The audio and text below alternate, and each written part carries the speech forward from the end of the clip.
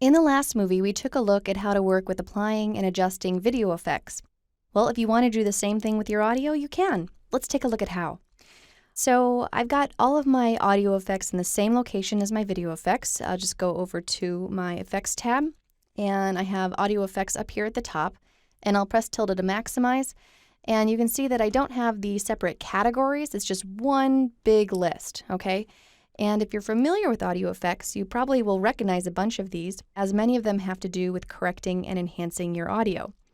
But if you start playing around with these filters and you don't have experience, you may find yourself in a situation where things are sounding much worse than when you started. All right, so just be careful. Many times, less is more, and even more so, knowing the specific way to work with audio is much better than messing around with parameters when you don't have a clue. So bottom line, read about the filters, watch Lynda tutorials on audio mixing, educate yourself, and then try applying them in a targeted way once you know what they do. Okay, so before I beat that into the ground, let's just try a couple of effects out so that you can see how they work. I'll press tilde again to minimize, and I'm just going to come to this first clip here of Barbara. And this is the very beginning of my Greyhound promo, and I'm just going to set up a scenario here. Let's pretend that Barbara had a slight cold the day that she was interviewed here, and that her voice is just a little lower than usual.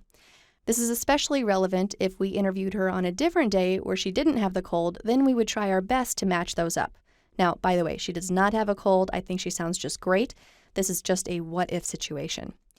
So we'll go ahead and select the clip here, and I'm going to type in pitch. And we want the pitch shifter, okay? So I'll go ahead and drag that in. And I want to set up a few things here. When you're applying audio effects, it's usually good to put on loop, because when you're applying video effects, you're always able to look at the result. But when you're applying audio effects, you have to hear it, okay? And we don't want the playhead to go downstream while we're working on this. So we want it to loop over and over. And to loop, you come to this little wrench, and you have to make sure that loop is checked here. And then you need to know the play around command, and that's Shift K. All right, so I'm going to come up to pitch shifter, and I'm going to click on edit. And there's not too much to this. We have the pitch control here, and that is going to change the actual pitch of the audio.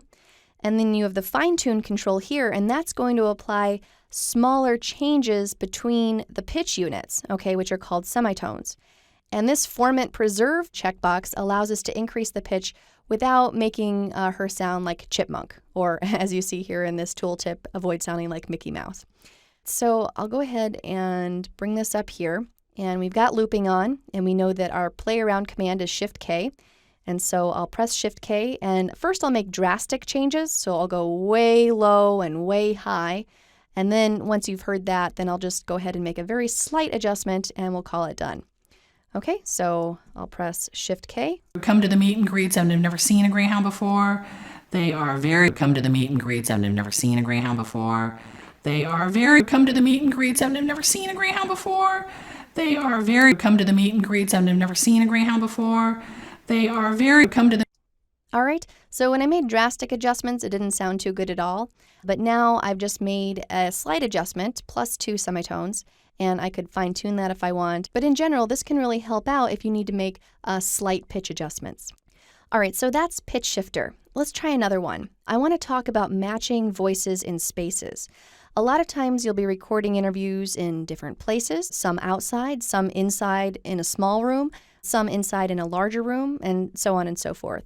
Not to mention all the different types of microphones that you use in each of those spaces. So a lot of times you can apply a reverb effect to your clips to try to match them a little better so that they sound like they were recorded in similar spaces. So for example, Barbara's interview here was recorded inside and Rebecca's was recorded outside. So we can try to use this effect to match up their general sounds a little bit better. All right, so I'll go ahead and select Rebecca. And I'm going to just type in reverb, and I want the convolution reverb effect. Okay, so I'll double click, and it's added, and I'm going to click edit, and there's a lot going on in this window. You can see that we have a number of parameters, and we have values along these sliders that match these presets up here. So as I go through these presets, you can see the values on the sliders change. Okay, each of these is going to produce a distinctively different sound.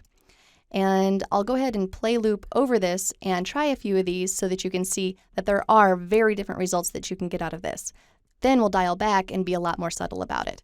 Okay, so I'm going to zoom in a bit here, go to the middle, and looping is on, so I'll press Shift K and I'll go through some of these options. They are affectionate but not needy. They are affectionate but not needy. They are affectionate but not needy. They are affectionate but not needy. They are affectionate but not needy. They are affectionate but not needy. They are affectionate but not. Okay, so needless to say, lots of possibilities when you begin to combine the various presets with the various impulse options. I'm going to go back up to presets and I'm going to choose a cold house because that tends to be a little less dramatic. And then under impulse, I'm going to change it to living room, for example, because Barbara was interviewed in a living room. And we'll try to match Rebecca to that basic sound. And let's take a listen to this. I'll select the timeline and press Shift K, and I'll just make a couple of adjustments here so that you can see how we can affect this in a small way. They are affectionate but not needy. They are affectionate but not needy. They are affectionate but not needy. They are affectionate but not needy. They are.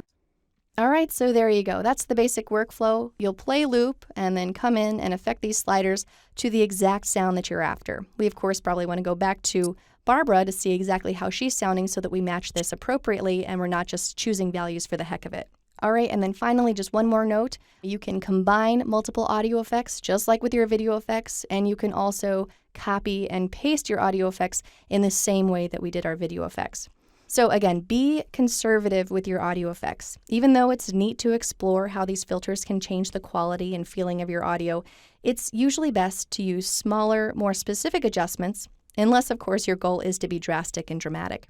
Either way though, there's a lot you can do with the robust audio effects right inside of Premiere.